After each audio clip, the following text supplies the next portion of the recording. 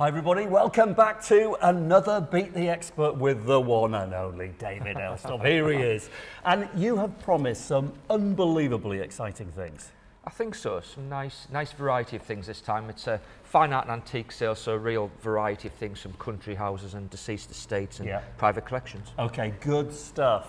First time on the market for generations. That's always exciting, isn't it? Yeah, it is. Okay, so it's over to you to work out in your own mind how David's estimates are. Are they bang on? Are they way offline? We'll find out because we'll watch him sell each and every item. But play along, let us know how you do. David's going to describe each and every object, give you the estimate, and let us know how close you were to the final price. You know the score by now. So come on then, David, 3 items.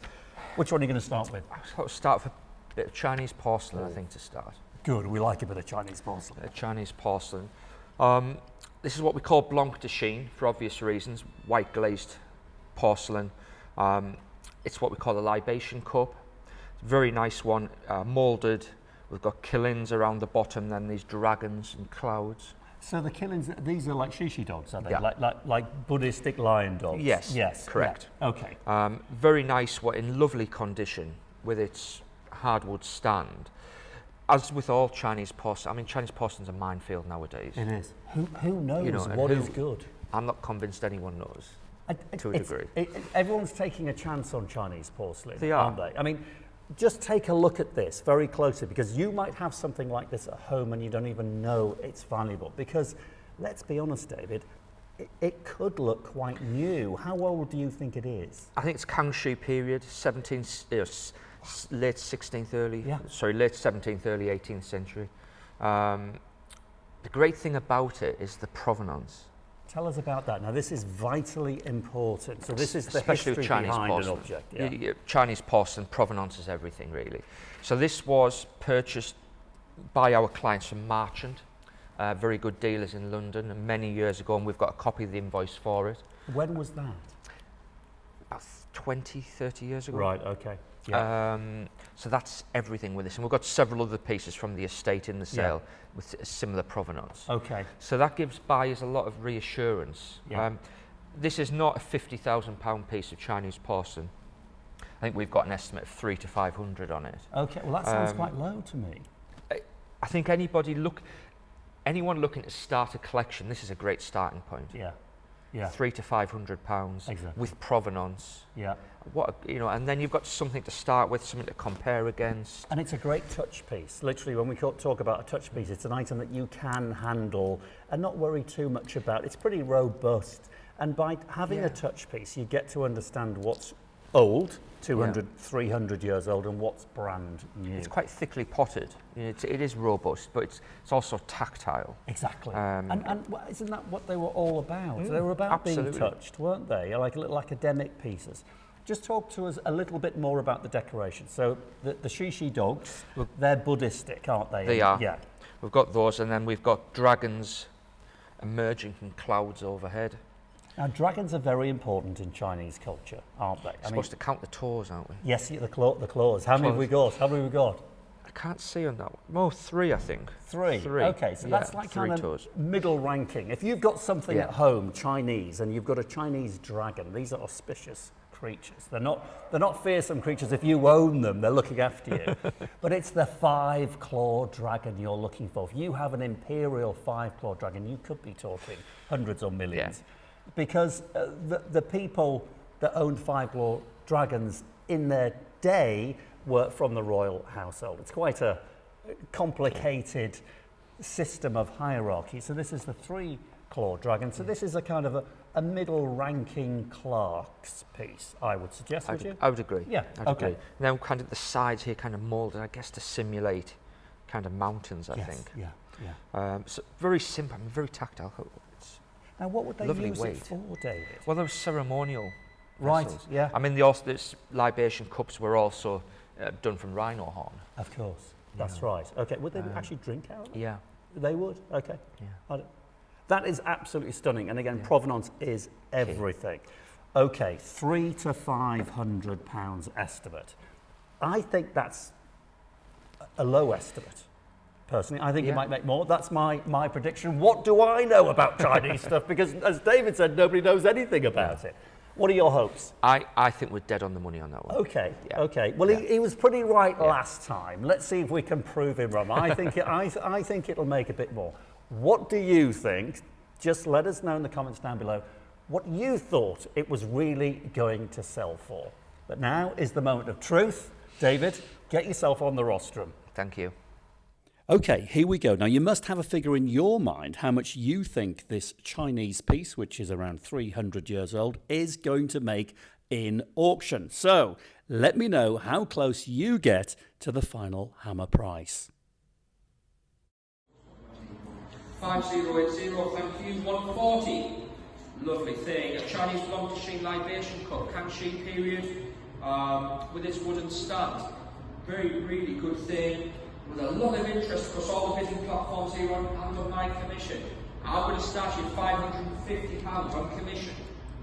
It's £550 with me on commission. I'll take 600. 600 a bid from China online. £650 with me. £650 my commission bid. 700 on the sale room. Chinese bidder. £750 with me.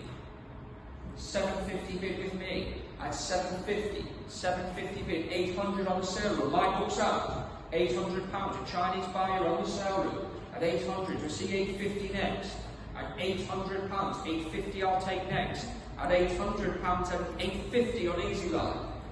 Rebecca's pulled one out again, at £850, it's on Easy Live at £850, at £850 bid, I'll give you the same chance to come back. £850 bids on Easy Live at £850, £900 next. Are you going to let them have it then? I'm selling at £850, all done at £850. £850 to buy it, 5030. And did you see the smile on David Elstob's face? No wonder, what a result. £850 hammer plus the auction commission, which takes it to over £1,000. And I think this thing is winging its way back to China. How fabulous is that? But what I really want to know is how close were you to the final hammer price? Be honest, let me know in the comments down below. And now let's move on to item number 2. Hello everyone, I hope you got on well with that last lot. Was I right? Was I wrong? Hopefully I was right. I'm often wrong. Next lot. Go on, tell me. This is quite a find, this. Right. So these glasses, Yeah. I found these at 8 o'clock one night as I was cataloguing away in the office, down to my last 50 lots. And a big mixed lot of glass from a country house. So you had boxes arrive. Boxes of glass, all unpacked. And I was starting to lose the will by that point, really. The last 50 lots of a sale, any value will tell you, the last 50 lots of a sale to lot up a catalogue are just, you've lost it by that point. You see, this is why I never went into running an auction business, because this is just so much hard work. Seriously, you put a lot of work into this.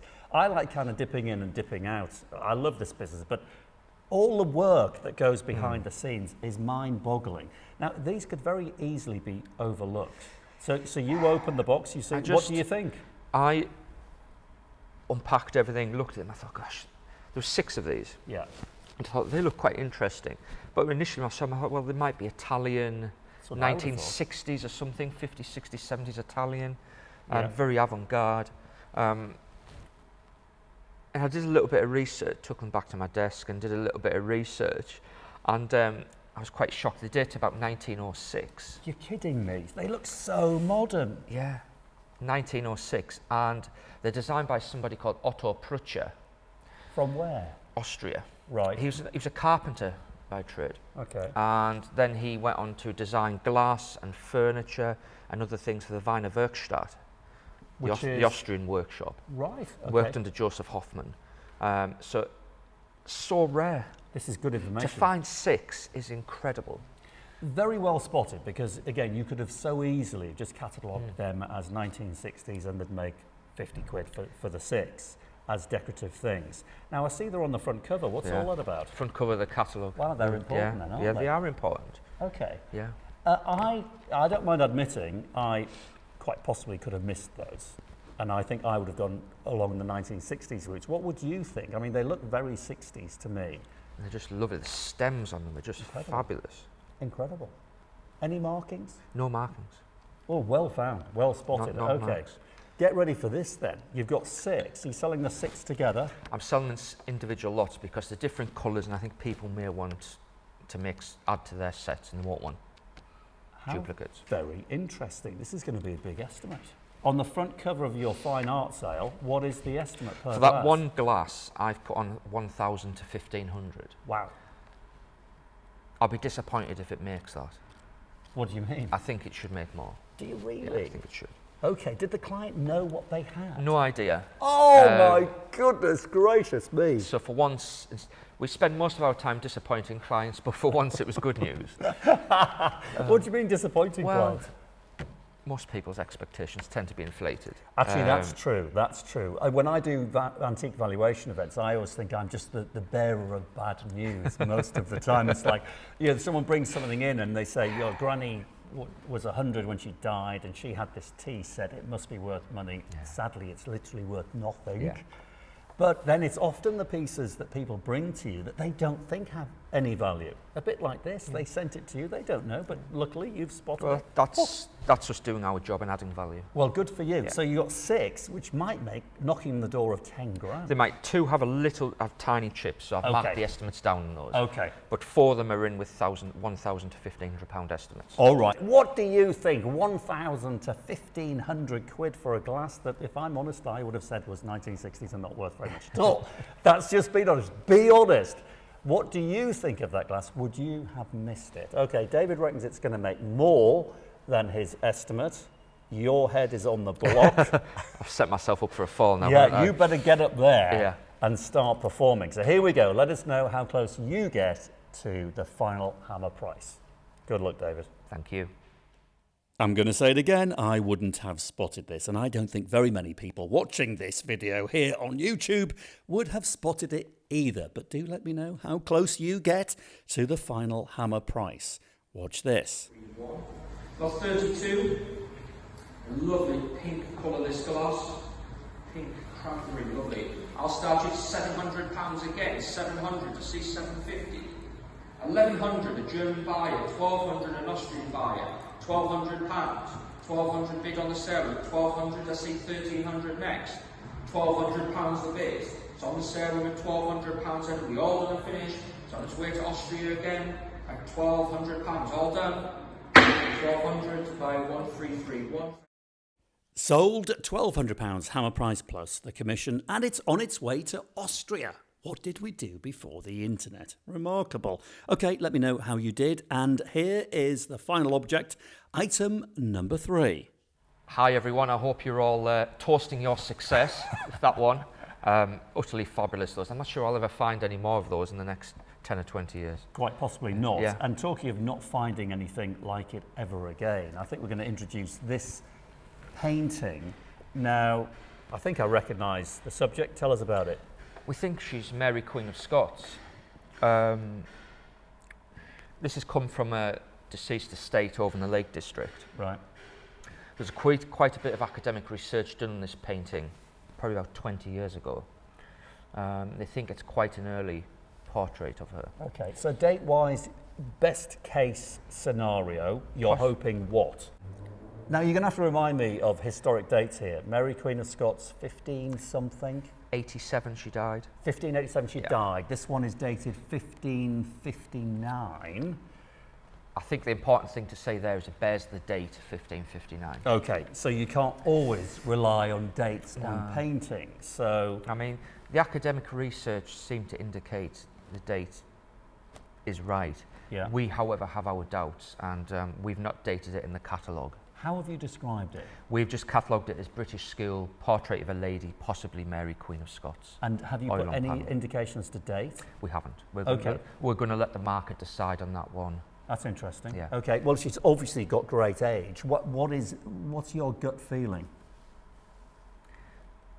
Doesn't quite feel right to me. Okay, so you think it could be a 19th century? It's gut instinct. I just think it might be 19th century. Yeah. It's a difficult thing to put across. It just feels a little bit hard, and you'll know when I say that what I mean. I do. It doesn't have that deft softness to it. No, I do. I Yeah. get that. And a lot of people say, how can you tell something is that age? And it's very difficult to describe because it's experience built up over very many years. And there is such a thing as a sixth sense, Yeah. you know, an instinct, something that you can't really put your finger on.